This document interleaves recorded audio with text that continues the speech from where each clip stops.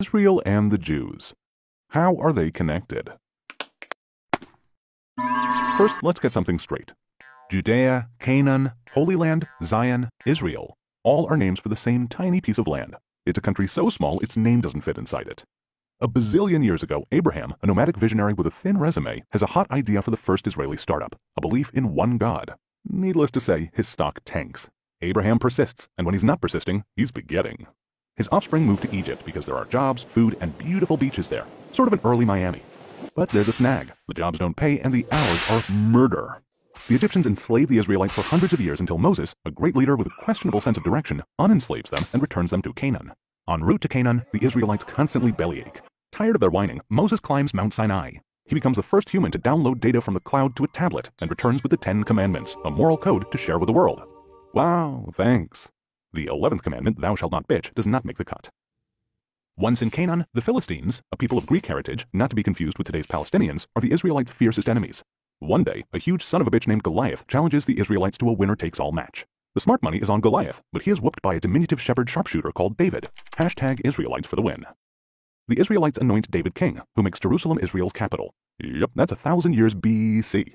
The UN immediately condemns this as an immoral and irresponsible act that is meant to provoke the Palestinians. Not really. There was no UN, and 3,000 years would go by before the Palestinians would try to usurp this land. David's son Solomon builds the temple in Jerusalem. The temple has a good 400-year run playing to packed houses until the Babylonians destroy it. Most of the Jews are forced into exile. After 50 years in exile, the Jews are liberated by the Persians and are allowed to return home. They build a new temple atop the ruins of the first. Then Alexander the Great, a great Greek king and, you guessed it, another invader, destroys Persia and takes over Judea. The Jews and Alexander's heirs get along great until another Greek king, Antiochus the not-so-great, says, "Enough with the one-God thing. All hail Zeus and friends." The Jews revolt and clobber the Greeks. Antiochus amasses a huge army and threatens the Jews. The Jews send a reply, "Fight me. We did not take any foreign territory. We merely recovered our ancestral lands." The Jews prevail and rededicate the temple. But how long can a good thing last in this neighborhood? A century later, Rome is at the gates and Judea becomes its vassal state. A Jewish baby named Jesus is born in Bethlehem. Jesus has new ideas, but he's accused of sedition. The Roman prefect sentences him to death.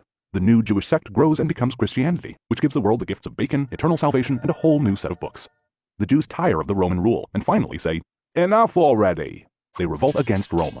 The Romans demolish the Jewish rebels and for good measure, and for absolutely no good reason, also pillage and demolish the Second Temple. 60 years later, the Jews ask for a rematch and beat the crap out of the Romans. The Romans send in the big guns, who ironically have no guns, and beat the crap out of the Jews again. The Romans take 2 out of 3. Hashtag not winning. This time, the Roman emperor decides to be a real pain in the butt. He scatters many of the Jews throughout the Roman Empire, and in the first of very many deliberate falsifications of history, he changes the area's name to, wait for it, Syria Palestina, after the Greek Philistines who became extinct 800 years earlier. So Palestine was not a people. It's a made-up name the Roman emperor maliciously attached to Judea, Israel, the land of the Jews. We'll get back to that later. Answer this. The Jews are occupying Palestine. True or false? Or bullshit? It's bullshit. The Jews are the aboriginal people of Judea. Like Greeks in Greece, Native Americans in America, Chinese in China, Jews can't occupy Judea. The quiz is over, and so is Rome. Karma sucks. With much of the Jewish population scattered, Muhammad, a charismatic leader, appears in what is now Saudi Arabia and unites diverse nomadic Arab tribes under the banner of Islam. After Muhammad's death, his followers conquer the land of Israel and build the Al-Aqsa Mosque atop the ruins of the first and second Jewish temples, Judaism's holiest site. Next up, the Dark Ages. Not a good time to be Jewish. The Middle Ages. Still very dark. Jews take the rap for the Romans' killing of Jesus and are subjected to random killing sprees, mob riots, expulsions, and monstrous persecution. Christian crusaders spend years trying to conquer Jerusalem from the Muslims. As soon as they succeed, they promptly begin to slaughter the Muslims and the Jews. Next, this total Kurd Saladin takes Jerusalem from the Crusaders. Oh wait, write this down. Saladin is not an Arab. He's a Kurd, born in today's eastern Turkey. Palestine is still just a misnamed geographical area. If some peddler of an alternate reality tells you that there was an independent Palestinian state or kingdom or whatever, you can politely ask him, what borders did it have? Who ruled it? From when to when did it exist? The squirming to try to explain it will be illuminating. Food for thought. If Palestine were some ancient Arab country, they probably would have had a different name for it. Just as there are Arabic sounds with no equivalent sounds in English, in the Arabic alphabet, not a single Arabic word has the P sound in it. Google it. Knock knock. Who's there? It's the Ottoman Turks. Their turn to conquer the Holy Land. They rule corruptly and peacefully for 400 years. So what happened to the Jews? Despite all attempts to eliminate, exterminate, exile, and forcibly convert the Jews, they consistently and continuously maintained a presence in the land of Israel. Jews from almost every country under the sun, in ghettos in Poland, under the Inquisition in Spain, and in concentration camps across Europe, focus their prayers on Israel, the only place where they have been able to do what every nation does, construct their own society according to their own ideals. Ready for a question? Okay. Jerusalem is just as sacred to the Muslims as it is to the Jews. True or false? 5 Pinocchios. Jerusalem is mentioned over 800 times in the Bible and 0 times in the Quran. 0 as in zip, nada, nil, not even once. Feel free to fact check. From its first days under King David, Jerusalem has served as the capital of only one nation, the Jewish nation. The 1880s see increased immigration of Jews returning to their ancestral homeland. The malaria-ridden swamps are drained and agricultural communities thrive in the once barren hills. The 19th century, revolutions and reforms are in the air. Nations crave freedom. The Jews around the world feel it's time. A journalist named Herzl founds a Zionist movement for the return of Jews to their homeland. As more Jews come to the Holy Land, the resulting economic boom attracts Arabs from as far away as Algeria and Syria. A quick quiz. The Jews are not a nation. True or false?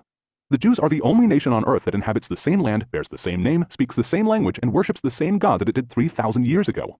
You can argue with a taxi driver in Tel Aviv about which route to take using the same language that Moses used to lead the Israelites out of Egypt. World War I is over. The winners hold a conference in San Remo, Italy, called, for the lack of a more original name, the San Remo Conference, to redraw the map of the Middle East. They create new borders and new countries. An area approximating present-day Israel plus Jordan is given to England. Their assignment and sworn task is to establish thereon a national home for the Jewish people. There's no mention in the document of granting land to any non-Jewish entity. The plan is to give the Jews back the land taken from them by an endless string of empires. The plan is ratified unanimously by the League of Nations, today's United Nations. The Brits waste no time in screwing the Jews. They welch on their promise and give more than 3/4 of the territory to Abdullah, a Saudi prince, for another brand new Arab state called Transjordan. Maybe they mistook Abdullah for a Jew. As to the rest, guess what? Of all of the new borders and new countries created since World War I, the only area that is referred to as occupied by some and disputed by others is that tiny piece of land allocated to the Jewish people. All other decisions are considered binding by most of the world. To prove their claim to the entire land of Israel, the Arabs launched terrorist attacks against the Jews. By this time, everyone living in the area called Palestine is called a Palestinian. This includes all the Jews, Arabs, Muslims, Druze, Christians, and a camel named Benny. In Europe, the satanic Nazis are dedicated to exterminating all the Jews. Jews everywhere fight on the side of the Allies. The Central Arab leader, the Grand Mufti of Jerusalem, meets with Hitler, and he's not there to talk about buying a summer home in Bavaria. 6 million civilian Jews, including 1.5 million Jewish children, are exterminated before the Nazis are defeated. But we digress. The land of Israel does not belong to the Jews as compensation for their suffering. It is theirs by indisputable aboriginal rights derived from their indigenous birth and uninterrupted presence for over 3,000 years. The Holocaust is over, but Arab attacks against the Jews of Palestine continue. Now, an actor who has disappeared 2,000 years ago comes for an encore, the armed and proud Jew. The Jews in their ancestral land of Israel establish armed organizations to defend themselves against Arab terrorists. When the British government closes the ports of Palestine and locks the Jews of Europe together with their exterminators, Jewish militias fight to expel the despicable Brits from the land of Israel. I say. After endless, fruitless peace talks to try to get the Arabs to accept any Jewish homeland in Israel, the British have had enough. They peace out and dump the problem on the newly created UN. The UN decides to divide the remaining small territory into the first Jewish state in nearly 2,000 years, a 22nd Arab state, and a third significant area that includes Jerusalem that would be internationally controlled. By 2021, the world is blessed with 56 Islamic countries, over 100 Christian majority countries, and one tiny Jewish state. So that you understand, the entire territory allocated to the Jews is about the size of Connecticut. Today's Israel is slightly larger than New Hampshire. Egypt is 36 times as large as Israel, and the United States is 350 times as large. The Jews accept the UN proposal. Remember the phases? That's your land. Okay. No, actually, that's the only part you get to keep. Okay. No, as a matter of fact, this is the only part you get. Oy vey.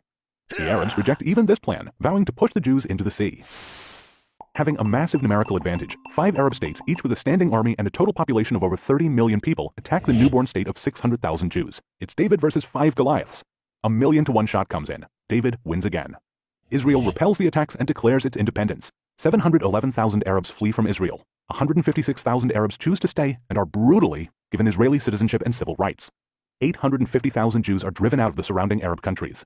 Jordan annexes the West Bank, including the holy sites in Jerusalem. They sack, loot, pillage, and desecrate every synagogue and Jewish cemetery in its territory. Egypt claims Gaza. Despite total Arab control of the West Bank and Gaza from 1948 to 1967, the Arab world does not establish a Palestinian state there. Do you get this? They have total control of the so-called occupied territories, and they don't create a Palestinian homeland. Time to test you. Israel is an imperialist country. True or false? Let's look at this ruthless empire. Let's look at how Jews take over the world. Oh, just a moment. The green part is Muslim countries. Look how they conquer the world. Just a moment, let's get closer. If you squint a little, you can see those colonizers. Let's tell the world that if they only give us a little more of their land, there will be peace. There's a sucker born every minute. But now, Israel commits the most horrific racist genocide of all times. From the 156,000 Arabs that decide to stay in Israel after the war in 1948, only 472,000 are left by 1972, and a mere 875,000 by 1990. And wow, this just in, only 2 million Arabs are left in Israel by 2021. Guess how many Jews are still in Arab lands? Hint, in most Arab countries, the number is so small a centipede could count them on his legs. Fast forward a couple of wars to 1964. The Arab League creates the Palestinian Liberation Organization, the PLO. They mobilize the local Arabs, indoctrinate them with hatred towards Jews, and unite them for the first time in history as the Palestinian people. Mazel tov, a nation is born, the Palestinians. Article 24 of their charter states that the Palestinians have no claim to the West Bank or Gaza, which were under the control of Jordan and Egypt respectively. Their charter calls for the total annihilation of the State of Israel. 3 years later, Israel liberates Gaza and the West Bank, and the Palestinians immediately amend Article 24. The stubborn Israelis refuse to be annihilated and are subjected to constant terror attacks continuing to the present day. Pop quiz. The terror is a result of the occupation. True or false? Trick question. What occupation? There is no occupation. Judea, Israel, is the land of the aboriginal Jews. Their indisputable connection to their ancestral homeland is undeniable. It's in the archaeological evidence, the historical record, and the genetic analysis. Arab terrorism started about 50 years before what uninformed people call the occupation, so that can't be its cause. Is it retaliation by anticipation? And then there's this war that lasts 6 days.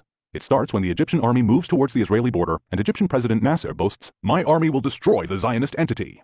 6 days later, Israel crushes the 4 Arab armies that attacked it, conquering the Sinai Peninsula, including Gaza from Egypt and the Golan Heights from Syria. They liberate the so-called West Bank, including the old city of Jerusalem from Jordan. After almost 2,000 years, the Israeli flag is raised over the Western Wall, a remnant of the Jewish temple, where members of all religions can now pray freely. Since it was built by King David, Jerusalem has been attacked 52 times, besieged 23 times, ransacked 39 times, destroyed twice, rebuilt 3 times, and captured and recaptured 44 times. 3,000 years later, Jerusalem remains the indivisible capital of Israel. No country's birth certificate is more legitimate than that of Israel. Pop quiz. Israel is rich and the Palestinians are poor. True or false? Mostly true, but why? Have you ever wondered where all the money donated to the Palestinians go, or how Yasser Arafat, the PLO's first president, became the first Palestinian billionaire? No clues needed here. The Palestinian Authority, to this day, uses the foreign aid it receives to pay over $345 million a year to convicted terrorists and their families. After another failed attempt by the Arabs to destroy Israel, a peace agreement with Egypt is signed, then with Jordan, and more recently with African and Gulf states. It just goes to show, when Israel has a partner for peace, it doesn't take long for peace to materialize. Pop quiz. Israel is an apartheid state. True or false? Hogwash. Over 20% of Israelis are Palestinians with full and equal rights. Among Israeli Palestinians are doctors, Supreme Court justice, generals, a Miss Israel, and members of parliament. The Arabic language is recognized under special status in Israel. Palestinians in Israel are freer than in any Arab state. Does that sound like apartheid? You call it. The Palestinians demand a state of their own, clean of Jews. That's because they hate racists. What is it about world leaders that they are comfortable with the concept that if it's a Jewish territory, the rights of the Arabs must be respected, but if it's a territory for the Palestinian state, it must be free of all Jews? What gives? In 2005, in a thunderstorm of irony, Israel commits ethnic cleansing. It forcibly relocates the entire Jewish population of Gaza, over 8,000 people, creating something that no other civilized country would dare do. With hope for peace, they hand over the entire area to the Palestinians without a single Jew in it. The gratitude is instantaneous. Rockets start flying into Israel. Instead of building Gaza into a thriving, peaceful society, it becomes a terrorist base hell-bent on destroying Israel. So deep is the Palestinian hatred of the Jews that in order not to be seen as taking anything from them, they demolish an extensive infrastructure of greenhouses purchased for them by American donors and which provided thousands of jobs. Here's a present. It's a quiz. Gaza is a huge concentration camp. True or false? It's a big fat lie. The most common medical condition among Gaza's women is obesity. Not exactly the usual concentration camp malady. It's true that to protect Israeli civilians, they can't cross into Israel, but they also share an 8-mile border with Egypt, a Muslim state. Why is it that only Israel is accused of not letting them out? Why don't their Muslim brothers allow them to pass through Egypt? It's for the same reason that Israel doesn't. 2005 sees an increased danger to Israel's security and legitimacy. The attempts to demonize, delegitimize, and criminalize Israel by some Arab nations is joined by non-state actors such as BDS, J Street, and the New Israel Fund. These Jewish and non-Jewish anti-Semitic provocateurs spread outright lies and malicious misinformation in an attempt to destroy the modern state of Israel. This is the sweetest thing that can be said about them. After Dachau and Auschwitz, Jews have learned to overcome the likes of these. But not everyone has been drinking from this anti-Semitic Kool-Aid. Many world leaders have loudly and consistently spoke out in support of Israel. Israel must exist and has the right to exist. Israel is the child of hope and home of the brave. You're just going to have to get used to the fact that Jews defend themselves. And another damn quiz. The UN is always condemning Israel. True or false? True. Israel is delegitimatized and demonized at the UN like no other country in the world. If Algeria introduced a resolution declaring that the earth was flat and that Israel had flattened it, it would pass by a vote of 164 to 13 with 26 abstentions. Over 70% of all UN General Assembly resolutions single out Israel. Criticizing Israel politics is not anti-Semitic. Disproportionately criticizing and demonizing Israel is anti-Semitic. When Israel expels 12 Palestinian agitators, the UN goes ballistic with condemnations. Kuwait and Saudi Arabia expel 1 million Palestinians after the Gulf War, and it's not even put on the UN agenda. Palestinians claim that the key to solving all the Middle East problems is the resolution of the Palestinian-Israeli dispute. If the pure force of repetition would make it true, then this claim would rank right up there with Newton's laws. A Sunni Muslim detonates a car bomb in a crowd of Shiites. In revenge, a Shiite Muslim blows up a sacred Sunni holy site. 1 million dead in the Iraq-Iran war. Bashar al-Assad uses chemical weapons on his people. Does anyone believe that these Muslim-on-Muslim atrocities would stop if we only resolved the Israeli-Palestinian conflict? Anyone? The Arabs could have had peace with Israel on very easy terms at any time since 1948. Every Israeli government attempts to reach a peace agreement with the Arabs. The so-called two-state solution is rejected again and again and again and again. President Trump's peace plan is rejected by the Palestinians sight unseen. That's more rejection than you get in show business. Last pop quiz, promise.